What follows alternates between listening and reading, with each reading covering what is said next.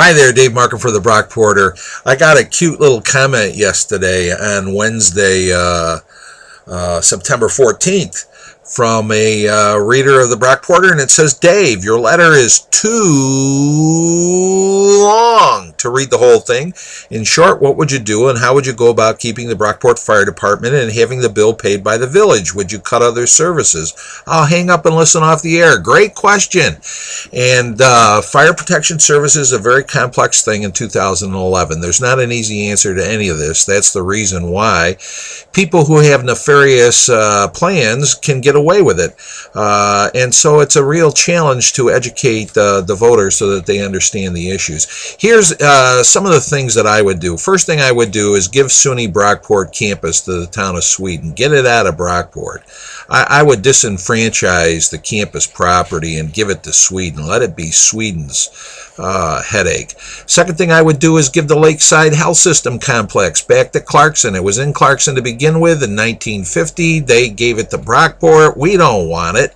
It's tax-exempt property. Give it back to Clarkson, right? So the 2.2 square miles of the village fire department will no longer be responsible for SUNY Brockport or the Lakeside Health System. How about that for a start? Okay. I think the next thing that they need to do is they need to do a good audit of what the fire equipment and buildings and gear and trucks and all that kind of stuff actually amounts to. Nobody knows. Best estimate I heard was $5.5 million. If you ask the trustees how much all that equipment is worth, they have no idea. Now that's an accounting question. Somebody does, and it's going to have to be accounted for on the books. So I don't know if they're just playing dumb or if they really don't know. But we need to have an audit. As the taxpayers, that's our property. We should know what in hell they're giving away. They haven't done it. It's time to do it. When they do that, I think, and I'm hoping they don't go ahead with the fire district, but if they do, and let's say we do give $5.5 million worth of our property to the fire district, I think we ought to get credit on our fire taxes for the next several years.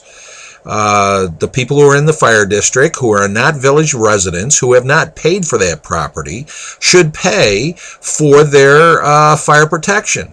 People in Brockport who have been paying all this time and own all this property should get a tax credit on their taxes.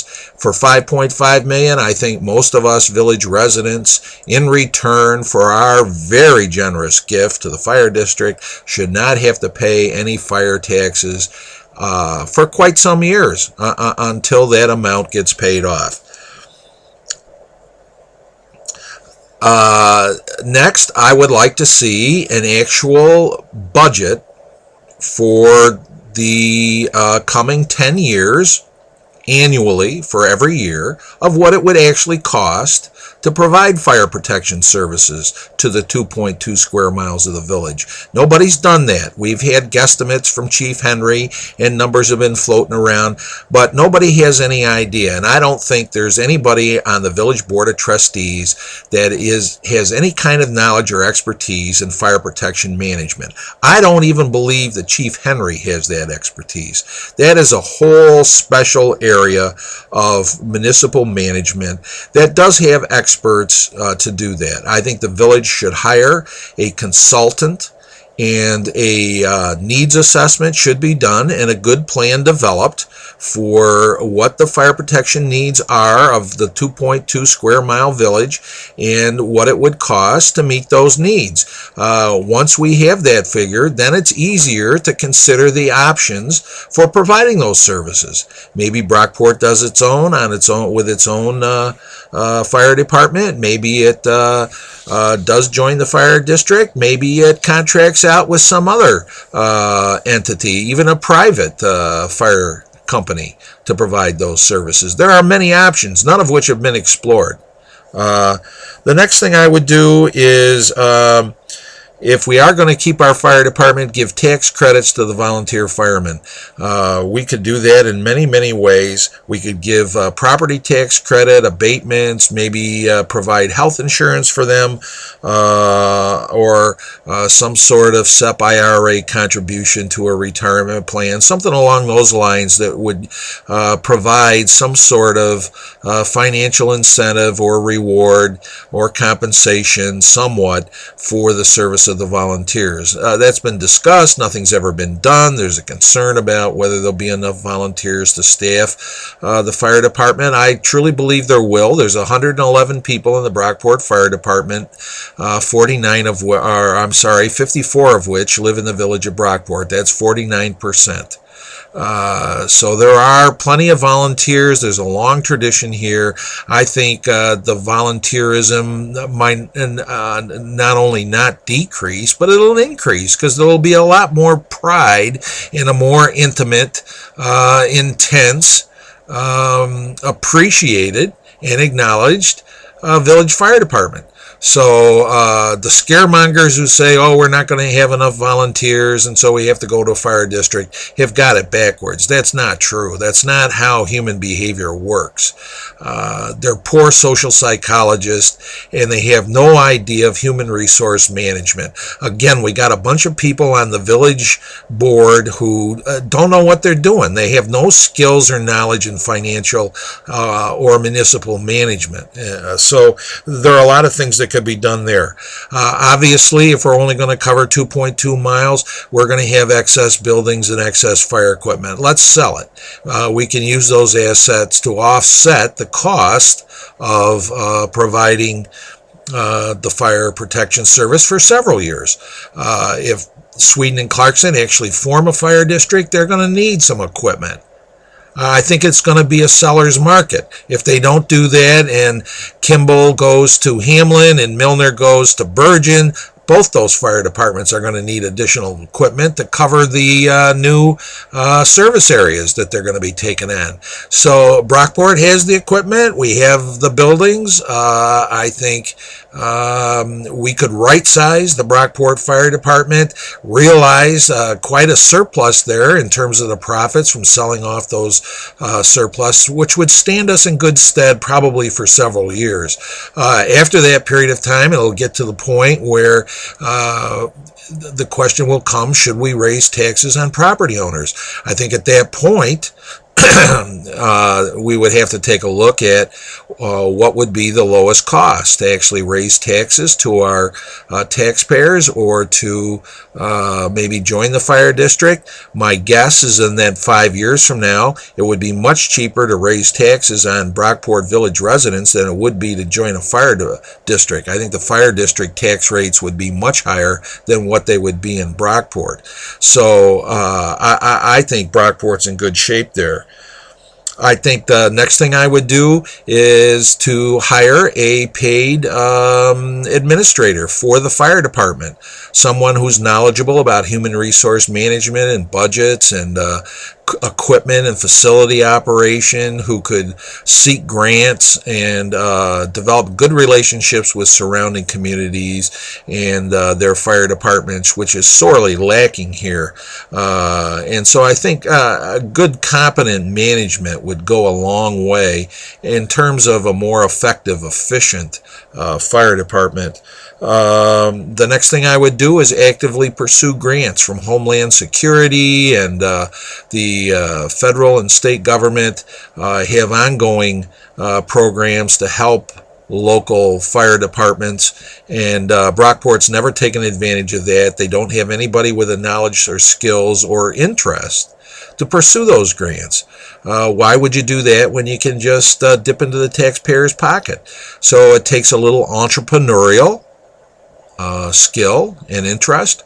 But all kinds of money out there. Many communities have capitalized it, but Brockport. Well, it's time that we look for other sources of financing for our fire protection and emergency service and public safety services. The very last thing I would do, and I think it's extremely important, is to get a professional consultant in to, as I already said, take a look at our needs and to develop a long-range plan of what it would take for Brockport to provide fire protection only for its building or village. I think we have a bunch of incompetent people on our village board who, and I don't mean that in any negative way towards them personally, I mean that in terms of their knowledge and skills and competence to manage fire protection services. They know absolutely nothing about it. It's very distressing to me and a number of other people that they've never sought outside consultation. Margie Blackman is a retired anthropology professor. She knows nothing about municipal finance or the delivery of fire protection, and all of a sudden she thinks she's an expert. I don't know Kent Blair or Carol Hannon or Scott Hunsinger or Connie Constaneta, but I've never heard any of them advocate for their own knowledge and competence when it comes to this area of municipal service. So why the five of those people think that they're competent to assess the needs and do the planning for fire protection in our village is beyond me. They've risen to their level of incompetence. They're in way over their head. And there is absolutely nothing wrong with hiring and asking for outside consultation. And before you give away $5.5 million of the village assets, I would be humble enough to seek out professional consultation. Right? They've done none of that. None of it. And that's the crying shame that the citizens of the village of Brockport have 134 years of tradition here with their fire department. They have $5.5 million of fire protection equipment and buildings and gear and assets, and they claim that they've been intimidated into giving it all up to the fire district, which may well bankrupt the village. I mean, $5.5 million of assets significantly changes your balance sheet.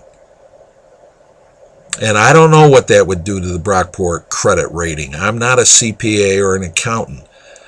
I do know enough to know that it's going to have a significant impact. I've never heard any of them discuss this. And what the Republican committee that oversees Sweden and Clarkson could not accomplish in a public referendum last June on the dissolution of the village, they're going to accomplish by bankrupting the village. That's become pretty clear now. That's why they switched the contracts from Brockport Ambulance Corps to Monroe. It made no sense financially or in terms of quality of service. It does make sense when you start to understand their hidden agenda, which is to cripple Brockport's solvency, to cripple Brockport's financial viability, because that it did. And now with the fire district, which makes no sense to the taxpayers, they're going to wind up paying much more for this. It makes no sense either in terms of service delivery. It's a bureaucratic institution that loses its commitment and small town tradition and investment and volunteerism. It's just a terrible model. The New York State Commission on Governmental Effectively and Efficiency in 2008 did a big study of all the fire districts and fire protection districts in New York State, and they came to that conclusion. That's just not Dave Markham's idea here. Some people have been personally attacking me because they don't like the message they're hearing here. Well, it's because they're ignorant. I'm just the messenger. I'm not the message. The information's there if you want to get it. But just like this person said, it was way too long, and now this video is way too long. And even our own trustee, Margie Blackman, says she can't watch a 14-minute video. No, minute and a half. That's about it. Well, I'm almost at 15 minutes now, so I'm going to have to go. But once again, I tried to take a very complex issue and make it understandable. I hope this helps. Thanks. Peace. Peace.